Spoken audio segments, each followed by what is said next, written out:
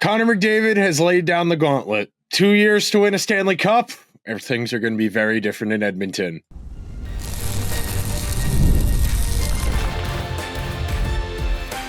You are Locked On Oilers, your daily podcast on the Edmonton Oilers, part of the Locked On Podcast Network, your team every day.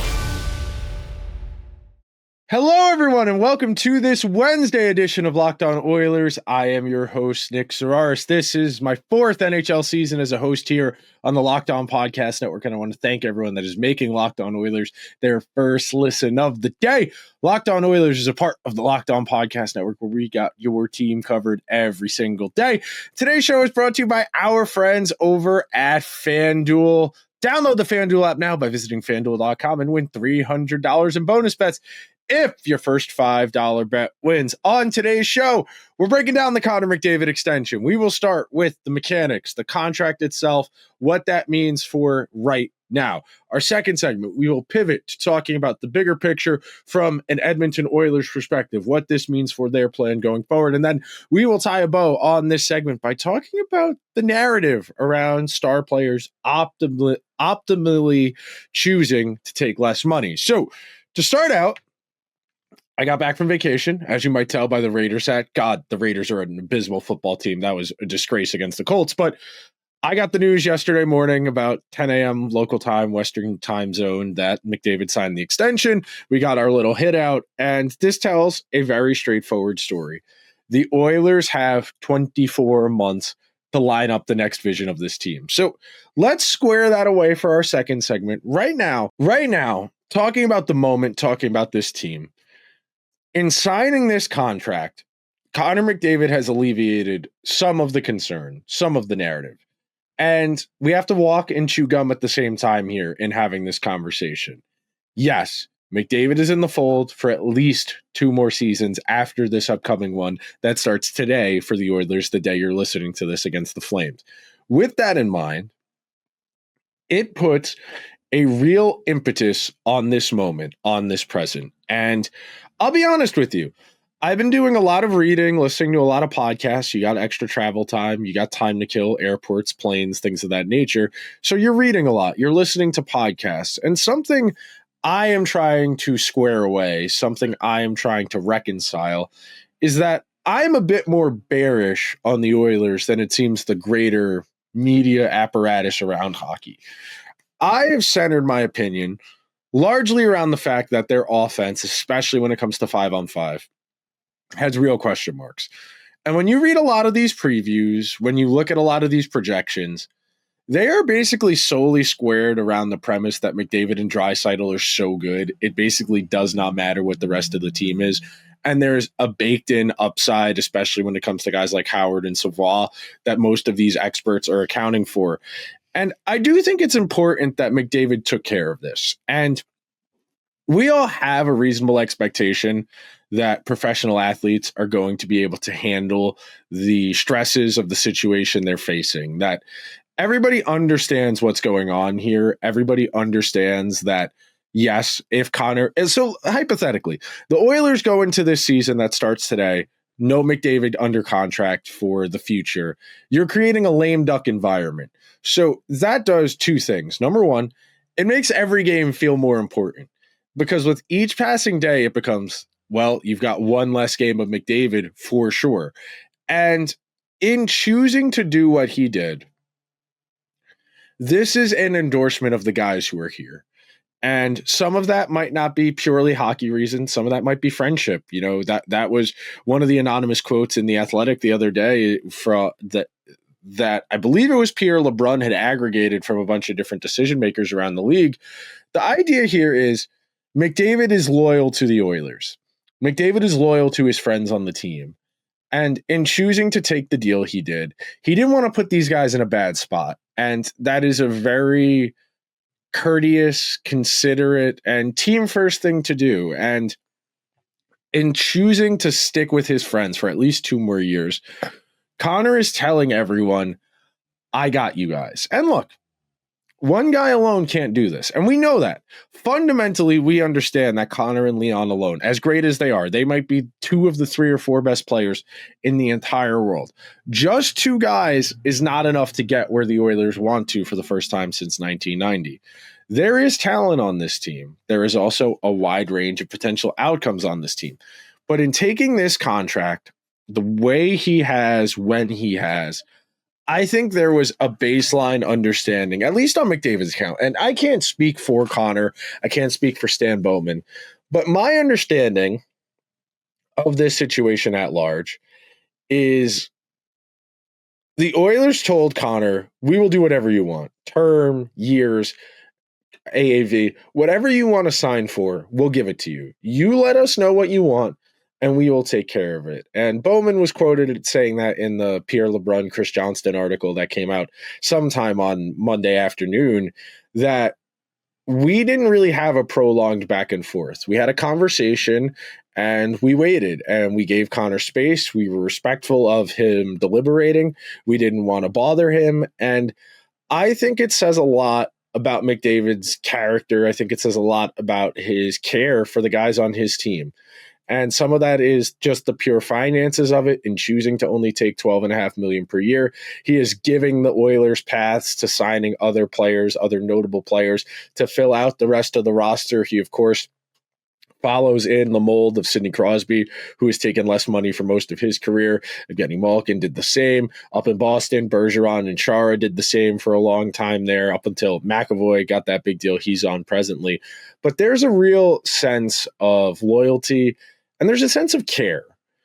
In doing what Connor's done, I feel there is a genuine care for the situation at large. And I'll be candid. I expected him to try and reset the market. I expected Connor to push for $17.5, $18 million per year because he's entitled to it. And maybe I wasn't giving him enough credit as a person, as somebody who genuinely wants to win. And one of the best ways you can signify your desire to win is by giving your general manager more cap space to play with. And it shouldn't be Connor's responsibility. I do want to wrap up this first segment on this thought. It's not your star player's responsibility to help make your job easier. It's your job as a general manager to put together the best roster you possibly can with the considerations you're facing. If you dole out bad contracts, if you don't manage your salary cap well, if you don't manage your prospect pool well, that's on you. It's not Connor McDavid's responsibility to make your job easier. Now, is it a good thing that Connor chose to do that? Unequivocally. It is not a bad thing Connor is helping out his GM, his team. But it should not be his responsibility. This is something that has always driven me nuts, especially when it comes to talking about the average fan's perspective of things. Well, they already make so much money. Well, no. This is the best hockey player in the world. You look at where money's going to other guys, and Darnell Nurse gets $9.25, and you're going to complain about McDavid making double that? Like, let's have a sense of perspective here. Let's have a sense of understanding here. And look, it is different fundamentally because we are talking about vastly different scales of wealth than what you, your friends, other listeners are working with here. But I don't resent these guys who look at it as, I got one chance to make as much money as I possibly can. You look at what Austin Matthews said about this, and look, I know Leafs fans got to their wits' end with Mitch Marner, with he got as much money as he possibly could from us. He never took less money. He never put us in a position. Your other best player thinks the same way. So maybe don't just throw stones at Mitch Marner for exemplifying something that is not a bad or a moral failing. You should get as much money as you can get on the open market. I thought we were free market capitalists, but alas. We are going to take our first break on today's edition of Locked On Oilers. When we come back, we're going to expand this conversation now. We're going to talk a little bit more about what McDavid taking a 2-year deal at $12.5 million per means for the next 2 years after this upcoming one, right after this. Most people can't name all their financial accounts or even what they're worth, whether it's 401ks, properties, or investments. And when you don't have the full picture, you can end up leaving money on the table. That's why there's Monarch Money. It's an all-in-one personal finance tool that brings your entire financial life together in one clean, easy-to-use interface on your laptop or phone. Monarch is built for people with busy lives.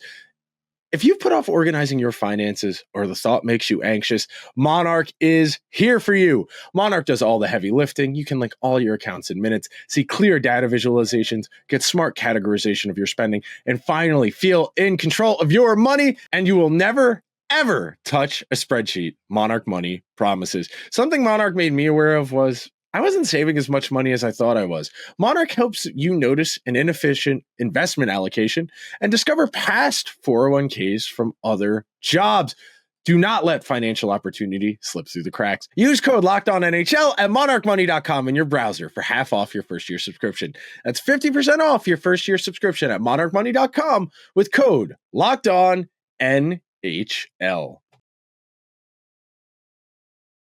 Thank you to everyone who is listening to today's edition of Locked On Oilers, making it their first listen of the day. To the everydayers who are checking in every single day, thank you so much. It is good to be back from vacation. Had a great time in Vegas. Definitely somewhere I'd like to visit. I'd like to go back during hockey season, catch a Golden Knights game in person, but had a great time and was quite surprised to get the news, the format it came in, the way McDavid's news, the McDavid extension was announced, where effectively he called the Oilers and said, okay, let's do this. And I think that tells you a lot about McDavid. And I know there is a contingent, a pocket of people who look at him and see him as doing weird Sidney Crosby cosplay, that he's trying to be Sidney Crosby, that he's a robot, that he doesn't share enough about himself. And I would venture to say Connor's actually pretty candid anytime you get him on the record about things that matter. On a game-to-game basis, he's not giving you anything crazy post-game. But I think Connor doesn't get enough credit for being as thoughtful and maybe having as much perspective as he does. And I've talked a lot over the past 2 years as host of Locked On Oilers, the idea that he's assuming the mantle as the great Canadian hockey player from Sidney Crosby, who got it from Mario Lemieux, who got it from Wayne Gretzky. That means something. And Connor understands that burden. And Connor's assumed that since he was 15, 16 years old, as a dominant junior hockey player who was forecast as a first overall pick, to the point that teams were lining up their tank 2 years in advance to just have the chance to incorporate Connor. But in taking a 2-year deal and choosing to take at least $5, if not $6 million less per year that he could have gotten both from the Oilers or on the open market, it tells you, like I said in the opening segment, he cares a lot about his teammates. And I can debate the merits of this a lot. I think anytime you read player anecdotes, I think you should take them to some degree with a grain of salt, because they are anecdotal evidence. Just because they are anecdotal doesn't necessarily mean they are authoritative. You read some of the opinions players have about other players, and it's based on things that don't really have anything to do with them. I was reading an article the other day ranking the goalies in the NHL top to bottom anonymously, and there was a quote in there about Stuart Skinner that said, well, if you took the name away and just told people he made 2 Stanley Cup finals, they would rank him as a second-tier goalie, right below that Shesterkin, Connor Hellebuck tier, entirely abdicating any responsibility for his production in the way the Oilers got to those 2 Stanley Cup finals. So I would say take that idea, the caring about your teammates, loving your teammates, with a little bit of a grain of skepticism. It's okay to be skeptical. We just don't want to be cynical, but it says a lot about Connor as a person. And there are ways you can show you want to win. And there's no greater indicator than voluntarily taking less money. Sure, you can go out there, bust your butt, play your absolute hindquarters off the way Connor does every single night, but giving your GM more ammo and then putting the onus on them. And that's the brilliant part of this. If you're Connor, his agent, his representation, in giving the Oilers a defined 3-year window. So you got 25, 26, 26, 27, 27, 28. In giving the Oilers a defined 3-year window, Connor is entirely putting the onus to make this roster better on the front office and saying, I am giving you everything I've got. It is your job to make sure we have a chance to win right now. And then 3 years from now, when the extension is over, if we're not where I want to be, I'm out of here. And in giving a timeline, in giving a clear-cut mandate, we need to win, you are telling your general manager all you need to know. And I don't want to say this is, coercive or manipulative or controlling, but this is really shrewd stuff here. Not every player has the foresight or the awareness to look at the situation this way. There are plenty of guys. And look, I wouldn't have begrudged Connor for a second if he said, I want 19.1 million. I want it for 4 years. I'm so good. You can figure out the rest of this roster. And there is nothing wrong with that. But in choosing to do the right thing and choosing to help the team out, he's giving the Oilers no excuses now. Because not only do you have the best player in the world, you have the best player in the world at maybe 50% of his open market value. Because let's do this thought exercise real quick. Let's say Connor didn't sign an extension. He gets to free agency July 1st. Think about how desperate teams are to sign mediocre average players. Think about some of the contracts teams have given out over the years. Think about the contracts the Seattle Kraken have given out to Ryan Lindgren, to Chandler Stevenson, to Brandon Montour. Think about the contracts the New York Rangers have given out to guys like Vincent Trocheck, to Vladislav. And look, Trocheck, Gavrikov, they're not crazy overpays. In Gavrikov's case, I would venture to say he might be a little cheaper than what you would expect. But on July 1st, there is a hungry atmosphere. I always make the comparison that July 1st is like going gross supermarket shopping hungry, that everything looks good in the supermarket when you're hungry. And when you're there on July 1st, you got that money in your hand. You got that it's burning a hole in your pocket feeling. You got an itch to go out there and spend it. If the best player in the world got there to unrestricted free agency and there was no cap, players can only get 20% of the max, 20% of the max ceiling. Connor could easily get $25 million from a bad hockey team. Teams would move heaven and earth to create the $25 million in cap space to go out there and acquire him and say, he is so good, we will figure out the rest of our roster once we have him in the building. The New York Rangers were telling people this, that, we don't really know if we're going to sign Panarin or not, because if McDavid's there next summer, we need to have as much flexibility as possible to go out and get him. Do you know how good of a hockey player you need to be to have your another organization effectively soft tampering and telling everyone else, yeah, we want him and we're going to do everything we can to get him? And that is the difference between a well-run team and a poorly run team. Now, I have some qualms about some of the decisions the Oilers have made. I think they have prioritized floor over ceiling to some degree. I think their unwillingness to try and develop younger players or maybe throw more darts at the board is a cause for concern. But now there are no more excuses. The Oilers are going to have extra money to play with. The Jake Wallman extension, the 7x7 he signed, that tells you very transparently the Oilers look at him as the long-term Ekholm replacement. Now, that's not to say Ekholm is going to the glue factory, but I think the days of Matthias Ekholm as a 1,500-minute first-pair defenseman are probably over at 36, 37 years old. Now, there's a world where he could sign a short-term deal, 2-3 years, $5 or $6 million per. As the cap goes up, that number seems a lot more bearable, and all that works out fine. But Jake Wallman's money is a direct output of McDavid voluntarily taking less. And this line sets a really clear, transparent fault line amongst the NHL teams. Because it's going to come down to what you can convince star players they are worth. We are watching in real time market factors catch up to where they should have been.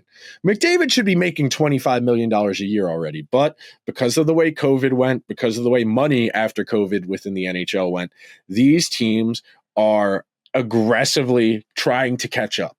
You see some of the deals getting thrown out. You see what Jackson Lacombe got. You saw what Luke Hughes got. Of course, what Kirill Kaprizov got, what Philip Gustafson got. All of these contracts are accounting for the fact that money is going to be readily available in short order very soon to all of these teams. Signing guys up front as fast as you can gives you a little bit of insulation against that inflation, against that money going up. But Connor choosing to take less puts the onus on the ownership, the front office to get as much out of the roster as they can, because they're not overpaying for Connor. They're not overpaying for Leon. They're not overpaying for Evan Bouchard. You have 3 superstar caliber players under their market value, that is a recipe for a successful roster. Now it becomes incumbent upon the team to figure out the rest. We are going to take our second and final break on today's edition of Locked On Oilers. When we come back, I'm going to tell you what I think this means for the NHL at large right after this. The NFL season is here, and FanDuel has an offer you don't want to miss. Because right now, new customers can bet just $5 and get $300 in bonus bets if you win. That's right. Pick a bet, put down $5, and if it hits, you'll unlock $300 in bonus bets to use across the FanDuel app. I love using FanDuel because it makes however I want to play easy. If you don't want to pick the game, player props, got you. If you feel the momentum of the game shifting underfoot as it progresses, live betting, FanDuel makes it happen. Or if you're watching a game with your friends and you want to cook up a same game parlay for a squad ride, FanDuel's got you. I had a good football weekend. I picked the Patriots getting +8 at the Bills. They won the game outright. And then last night, I had the Jaguars +3.5, and the Jaguars won that game outright. Thursday night football, a little rough for my Giants. Jackson Dart did not play great against the Saints. I probably wouldn't be on the Giants, but if you're interested and you want to get in on the fun, FanDuel has one simple question. What are you waiting for? Visit FanDuel.com to download the FanDuel app today and get started. Thank you so much to everybody who is making Locked On Oilers their first listen of the day on the first day of the Oilers regular season. This episode is being recorded before Tuesday night's games, the Rangers and Penguins, Avalanche and Kings, and the Blackhawks and Panthers. But it is great to have hockey back. I am ecstatic. Connor McDavid and the Oilers have gotten this taken care of, gotten this deal squared away. And now we can start to pivot our attention to hockey. And before we do that, before we can get on the ice for the first time this year, I want to reflect on what this means at large. Because like I've been saying for the last few weeks, because every team is going to have salary cap space, because the cap is going to continue to rise the next few seasons to catch up to where it should be, there is going to be an abundance of liquidity. Every team is going to have money. Because every team is going to have money to spend, it is going to drive the price of players up. Because there's more money available, it is worth less. Because it is worth less, you need to give more of it out. And with that in mind, to have Connor McDavid not only take a little bit less, significantly less, $5 or $6 million per year is an impactful NHL player in today's game. That is your sweet spot restricted free agent in the new world. You know, let's say Matthew Savard works out. Let's say he has a 50-point season this year, his first real season. Then when it comes time to give him a restricted free agent deal, that $5 or $6 million McDavid isn't taking locks him up, and you don't have a Holloway or Broberg situation where you are hoping a team doesn't offer sheet someone you gave a qualifying offer to. And look, this is not a one-size-fits-all situation. And again, I do want to emphasize this. I don't begrudge a guy who goes out and gets their max. For Mitch Marner, who went out there and got life-changing money from the Golden Knights, who said, I want to lock up security, I want term, I want as much money as I can get up front right now, good for you.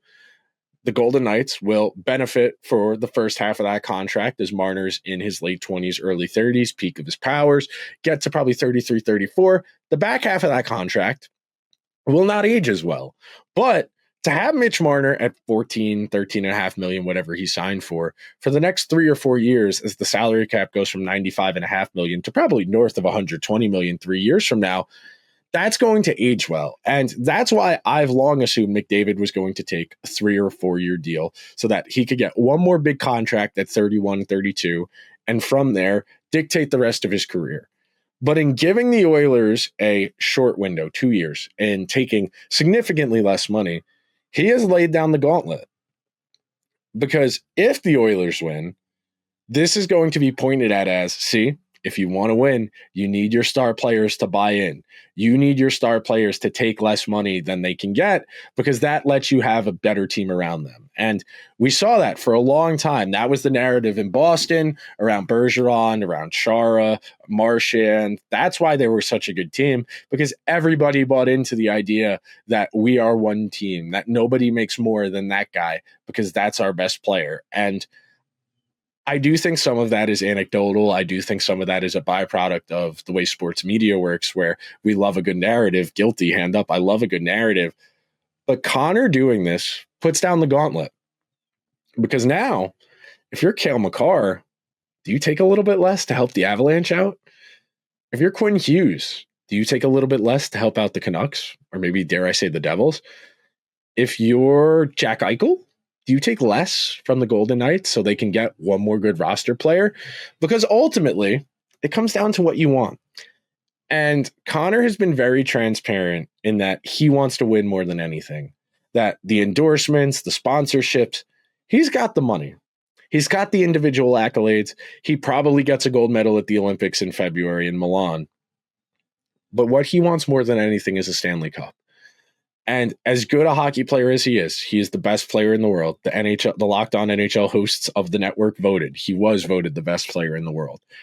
For the Oilers to win the Stanley Cup, Connor has given them as good a chance as he can.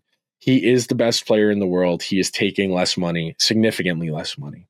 He is telling them, you have extra money, go get more players.